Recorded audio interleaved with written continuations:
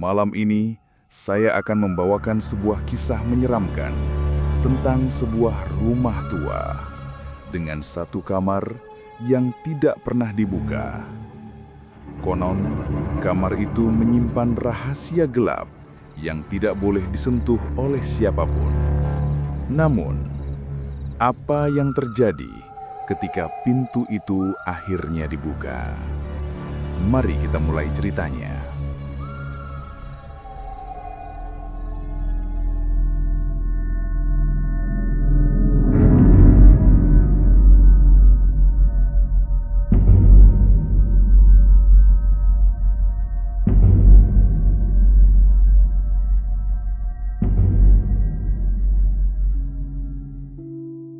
Kisah ini bermula dari sebuah keluarga muda.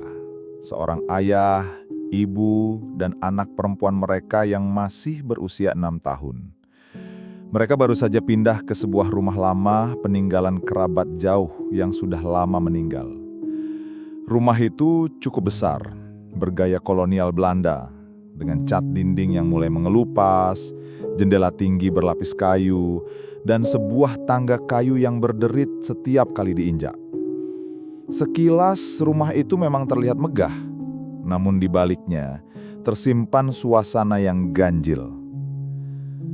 Di lantai atas rumah itu ada sebuah kamar yang pintunya selalu terkunci.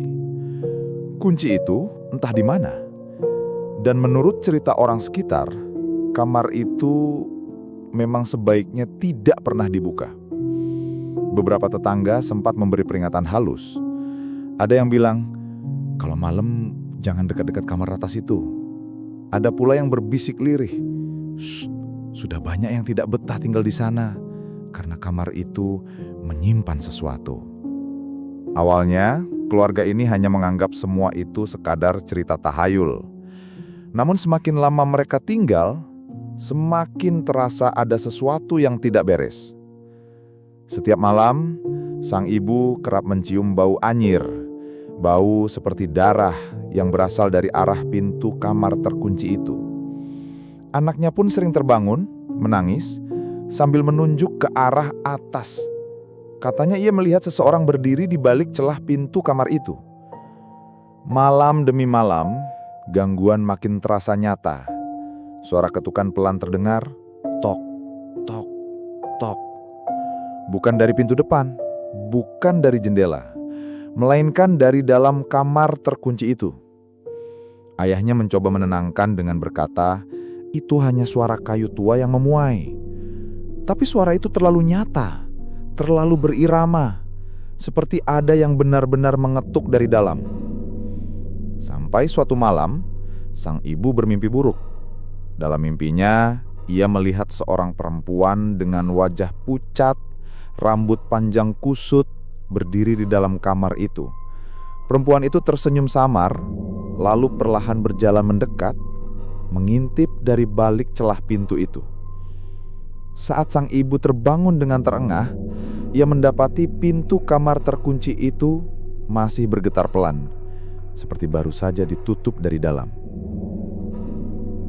Kisah ini bermula dari sebuah keluarga muda, seorang ayah, ibu, dan anak perempuan mereka yang masih berusia 6 tahun. Mereka baru saja pindah ke sebuah rumah. Beberapa hari setelah kejadian mimpi buruk itu, suasana rumah semakin tidak tenang. Anak mereka yang masih kecil, bernama Naya, mulai sering berbicara sendiri. Saat ditanya, ia hanya menjawab sambil tersenyum. "Aku lagi main sama kakak yang tinggal di kamar atas." Orang tuanya terdiam. Mereka tahu kamar itu selalu terkunci. Tidak mungkin ada orang di dalamnya. Tapi Naya semakin sering menyebut kakak itu. Bahkan sampai tertawa-tawa sendiri di malam hari. Gangguan berikutnya terjadi saat lampu rumah mendadak padam. Tapi anehnya, hanya lampu yang berada di sekitar kamar atas yang mati. Lampu ruangan lain tetap menyala. Dalam gelap, sang ibu mendengar suara langkah kaki. Duk, duk, duk. Langkah itu jelas sekali berasal dari dalam kamar terkunci. Pelan tapi teratur, seolah ada seseorang yang sedang berjalan mondar-mandir. Saat ia memberanikan diri mendekat, pintu kamar itu bergetar keras, duk-duk-duk-duk, seperti ada yang mencoba keluar dengan paksa. Malam berikutnya, gangguan semakin nyata. Dari celah pintu, terlihat ada bayangan hitam tinggi menjulang. Bukan bayangan anak-anak, bukan pula bayangan manusia normal. Sosok itu berdiri diam, hanya menghadap keluar, seakan sedang menunggu seseorang untuk datang. Dan tiba-tiba, dari bawah pintu, mengalir cairan merah pekat. Bau anyir menyengat menusuk hidung. Darah yang perlahan merembes keluar menodai lantai kayu tua. Sang ibu menjerit, menarik anaknya menjauh. Sementara sang ayah berusaha keras mendorong pintu itu agar tetap tertutup rapat. Namun, yang lebih mengerikan, saat mereka menoleh ke arah Nyaya, anak itu sudah tersenyum sambil berkata pelan, "Kakak sudah hampir keluar." Malam itu menjadi puncak kegelisahan keluarga tersebut. Sang ayah akhirnya turun ke gudang rumah, mencari sesuatu yang bisa menjawab misteri itu. Dan di sudut paling berdebu, ia menemukan sebuah kotak kayu kecil. Di dalamnya terdapat sebuah kunci tua, berkarat, seolah sudah lama sekali tidak tersentuh. Ia menatap kunci itu dengan wajah pucat. Dalam hatinya, ia tahu inilah kunci yang selama ini mengunci kamar terlarang itu. Bahwa kini, pintu yang selama ini terkunci sebentar lagi akan terbuka. Malam itu, suasana rumah terasa semakin mencekam. Hawa dingin menusuk hingga ke tulang. Lampu-lampu mulai berkedip, seolah menolak untuk menyinari kamar itu. Dengan tangan gemetar, sang ayah perlahan memasukkan kunci tua ke lubang pintu. Klik, krak, suara logam berkarat terdengar begitu jelas di keheningan malam. Dan ketika pintu itu terbuka, aroma busuk yang begitu menyengat langsung menyeruak keluar. Bukan bau debu, melainkan bau anyir bercampur bau daging busuk. Narator menggambarkan suasana kamar itu.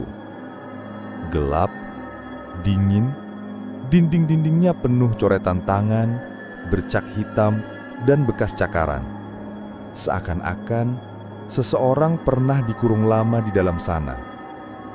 Di pojok ruangan ada sebuah kursi goyang tua. Kursi itu bergerak perlahan, berderit, klik, krak.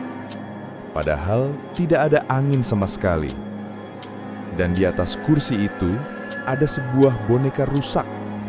Wajahnya kotor, matanya tinggal satu, dan mulutnya sobek hingga ke pipi. Boneka itu menghadap langsung ke arah pintu, seolah sudah menunggu keluarga itu sejak lama. Setelah kamar terbuka, gangguan semakin parah. Malam itu, terdengar suara tangisan perempuan dari dalam kamar. Tangisan lirih berubah menjadi teriakan marah. Pintu-pintu kamar lain terbanting sendiri. Jendela terbuka menghantam dinding. Yang lebih menyeramkan, anak mereka, Naya, tiba-tiba menghilang. Orang tuanya panik mencari ke seluruh rumah. Dan ketika mereka kembali ke kamar terlarang itu, mereka menemukan Naya sedang duduk di lantai, tepat di depan kursi goyang. Matanya kosong menatap ke arah boneka. Bibirnya berbisik, "Kakak sudah kembali." Sang ibu berlari, memeluk anaknya dan menariknya keluar dari kamar. Namun, saat ia menoleh ke belakang, di cermin retak yang tergantung di dinding kamar itu, terlihat sosok tinggi hitam berdiri tepat di belakangnya. Sosok itu tidak ada di dunia nyata, hanya terlihat di cermin. Rambut panjang menutupi wajahnya, Tubuhnya kurus menjulang, tangannya panjang hingga menyentuh lantai. Sang ibu menutup pintu dengan terburu-buru. Tapi sebelum pintu itu benar-benar tertutup, kursi goyang di dalam kamar bergerak makin cepat. Dan boneka rusak itu jatuh ke lantai, menoleh ke arah pintu, tersenyum. Episode ketiga ini ditutup dengan satu kalimat, bahwa apapun yang ada di dalam kamar itu kini sudah terbangun, dan keluarga itu tidak bisa lagi menghindarinya. Keesokan harinya, sang ayah berusaha mencari tahu tentang rumah yang mereka tinggali. Ia menemui tetua kampung, seorang kakek tua yang sudah lama tinggal di sana. Dan dari kakek itulah, akhirnya rahasia kamar terlarang itu terungkap. Menurut cerita, kamar itu dulunya ditempati oleh seorang perempuan muda. Ia adalah anak angkat dari pemilik rumah sebelumnya. Namun suatu malam, perempuan itu ditemukan tewas mengenaskan, dengan tubuh penuh luka, terkunci di dalam kamar itu sendiri. Mayatnya tidak pernah benar-benar ditemukan, hanya bercak darah yang meresap dalam ke lantai kayu. Sejak saat itu, kamar itu sengaja dikunci, dan kunci disembunyikan agar tidak ada yang masuk lagi. Malam berikutnya, gangguan semakin brutal. Lampu seluruh rumah padam. Terdengar suara langkah-langkah cepat berlari di lorong. Suara teriakan perempuan bercampur dengan suara anak kecil tertawa. Sang ibu tiba-tiba kerasukan. Matanya melotot, bibirnya bergetar, dan dari mulutnya keluar suara asing. "Aku tidak pernah keluar, aku masih di sini." Anak mereka Naya kembali menghilang. Dan kali ini mereka menemukannya sedang berdiri di dalam kamar itu, menatap kursi goyang kosong. Boneka rusak yang semalam jatuh kini sudah kembali duduk rapi di kursi, seolah tidak pernah bergerak. Panik dan putus asa, keluarga itu mencoba melakukan doa bersama di dalam rumah. Namun setiap kali ayahnya membaca ayat suci, pintu kamar itu terbanting keras, kaca jendela pecah dan suara tangisan berubah menjadi raungan marah. Sampai akhirnya mereka menyadari satu hal. Mereka tidak bisa melawan. Satu-satunya jalan hanyalah pergi meninggalkan rumah itu. Beberapa hari kemudian, rumah itu kembali kosong. Keluarga itu pergi tanpa meninggalkan jejak, bahkan tidak sempat membawa semua barang-barang mereka. Pintu kamar yang dulu terkunci, kini terbuka sedikit, menganga, seperti sedang menunggu penghuni baru.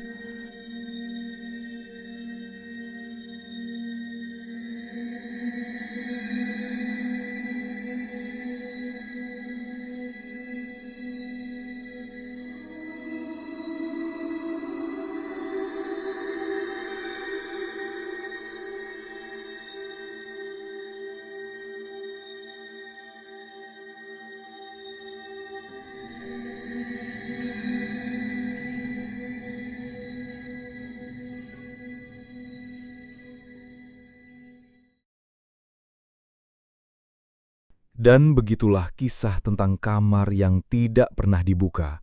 Sebuah cerita yang mengingatkan kita bahwa ada tempat-tempat yang sebaiknya tidak kita ganggu, karena apa yang tidur di dalamnya bisa saja sedang menunggu untuk terbangun.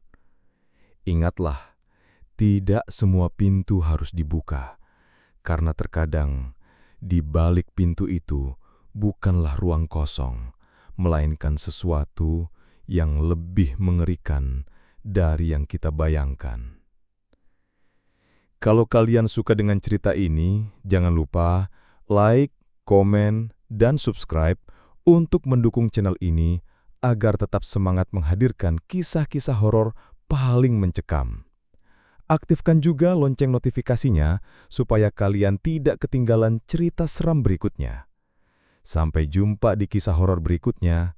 Selamat malam dan hati-hati Jangan sampai salah membuka pintu.